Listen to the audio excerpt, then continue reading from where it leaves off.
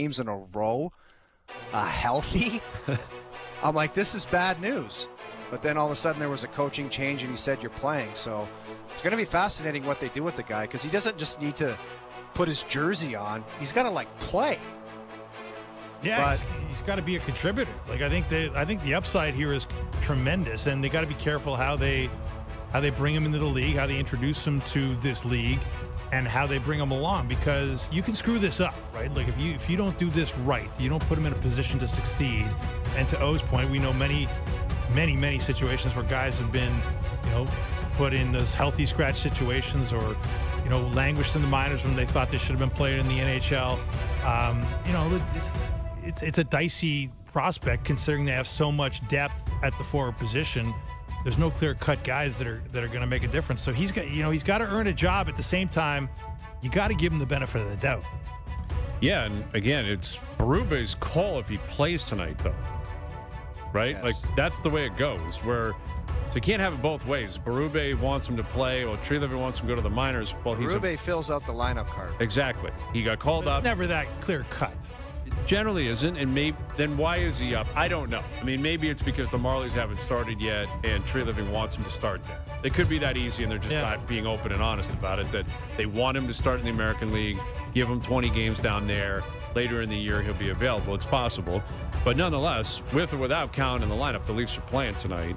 And I think it was Lance Hornby that tweeted out today that Keith Pelly was giving a little pep talk to the guys this morning. Mm-hmm. I don't recall anyone doing that in the past. Shanny popping in there for a pep Did Shanahan do that? I think Shanny gave a lot of pep talks. I just don't know what you're going to say to the fellas. Are you bringing up the Ryder Cup again? I just don't know what's... The Argos-Bills agreement? Just want to chime in on that? I don't know. I'll tell you guys, I've seen Keith speak in front of a group a few times. He is... compelling guy. He is an energy guy. Mm-hmm. Okay, he brings energy into a room. So Hey, maybe that's all it takes, Chuck. If you got energy and you can pump some, go ahead, fire away. He's a belief guy. He can get you believing in yourself, I think. That's his skill. I think he can come in there and say, I believe in you. This is why you should believe in yourselves.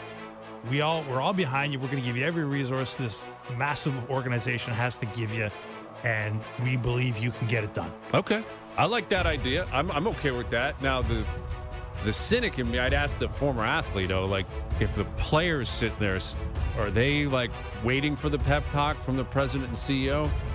Do the Leafs actually think they work for Keith Pelly? I guess would be the way I would phrase it. I hear what you're saying, Festchuk. If you work... if you're an assistant, an intern, or someone that's trying to move up the chain, that can be amazingly compelling. I don't know if the player's I work for Keith Pelly. I don't think they look at it that way. So I just don't know if I would be in there listening to it, and then all of a sudden after he walked out, I'd be like, now I'm ready to go. Do you know what I mean? I don't know if it'd be the final thing from training camp to the regular season, where if the president of the whole thing came in there, you're like, okay, now I'm officially ready to start the season. Right. Because usually they only come in there if it's really hitting the fan and things are really bad.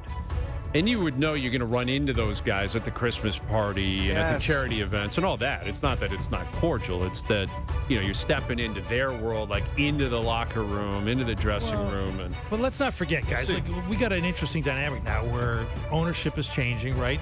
The guy who was typically the face of ownership, Larry Tannenbaum, is on the way out. Mm-hmm. And Larry was in there a lot. Larry went into that locker room the Raptors locker room, the Leafs dressing room, an awful lot. In wins, after wins, and after losses, Larry Tannenbaum was shaking a lot of hands in there, patting a lot of guys on the back, trying to bring them up when they're down, congratulating them when they're up.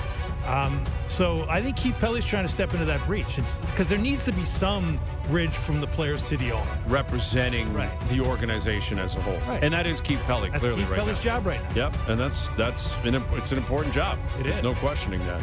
All right, we got Leafs Habs tonight. We got 4 games in the NHL. We got a few games yesterday in the NHL. We have signings today. A lot going on. Here's the Insider Roundtable. Darren Dreger and Chris Johnston joining us now here on the Maple Toyota Hotline. Look at these guys. Look at this crowd. I love it. How we feeling this afternoon, boys? I'm feeling pretty good. I'm actually parked at a Cabela's. I was going to say all's well here down at Scotiabank Arena. Okay. And Dregs, you're in Winnipeg. Is that where you are right now? Where are you? Yeah. I'm in Winnipeg specifically. I'm in a parking lot at Cabela's. I got the work done early. Did a bunch of sit-down interviews with all the stars of the Winnipeg Jets. Obviously, had to chew on the Kyle Connor signing, and then after that, Jack Eichel. But just a bit of downtime here, and then get ready for their home opener tomorrow. Okay. Beautiful. Well, in terms of those signings, I guess we'll begin with you, Dregs. This is a theme happening throughout the league where if you are a star player, you stay in your respective market. Player wants to stay, GM and owner wants to keep you. And outside of Mitch Marner, everyone else has been kumbaya so far. Is this just the new NHL? And for how long is this going to happen before a superstar decides I'm actually going to test free agency? Yeah, I mean, that's a good question. And there's some good players that are obviously entering the final year of their contract that will be decent unrestricted free agents. But to your point, Brian, not to the level of Jack Eichel or obviously Connor McDavid. Kyle Connor, Kaprizov in Minnesota. But these are all cornerstones of their franchise, right? No different than Kaprizov in Minnesota. The Winnipeg Jets couldn't really look into the crystal ball and see a future, productive future without Kyle Connor. And Kyle Connor embraces what Winnipeg is all about. He's one of those guys like Connor Hellebuck, likes the outdoorsy sort of life. He's got a young family. So it makes sense for him to likely tie his wagon for the rest of his career to the Winnipeg Jets. And I would apply that same logic to Jack Eichel. Now, Jack Eichel's getting more money, $108 million, a heavy front-loaded contract, right? But he sees the Vegas Golden Knights as near perfect fit for him.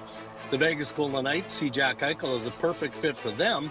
So why mess with it, right? Just get it done and live your professional life the way you want to. And know that you're a contending team and you have a chance almost annually to win a Stanley Cup. Dregs, did any of these guys have a mandate where it was like, this better get done before the season, or they pulled a Phil Kessel and they didn't want to talk throughout the season? And it seems like prior to drop of the puck, they had to get these done. Was that a mandate for any of them? I didn't get that sense. I didn't. Look, I mean, specific to Kyle Connor here in Winnipeg, they were talking on almost a daily basis. Kevin Shoveldayoff and the agent there, Rich Evans. And as I said, Kyle Connor made it clear he wanted to get a deal done in Winnipeg. However, the business side of things dictated that for the first time, the Winnipeg Jets had to pony up a signing bonus, $41 million. It's not chump change. So there was an appetite to get it done. Nobody wanted it to be a distraction. And in a small market like Winnipeg, I can tell you guys, this is like going into game one of a playoff series. Like, the city isn't electric, but there's a buzz because of this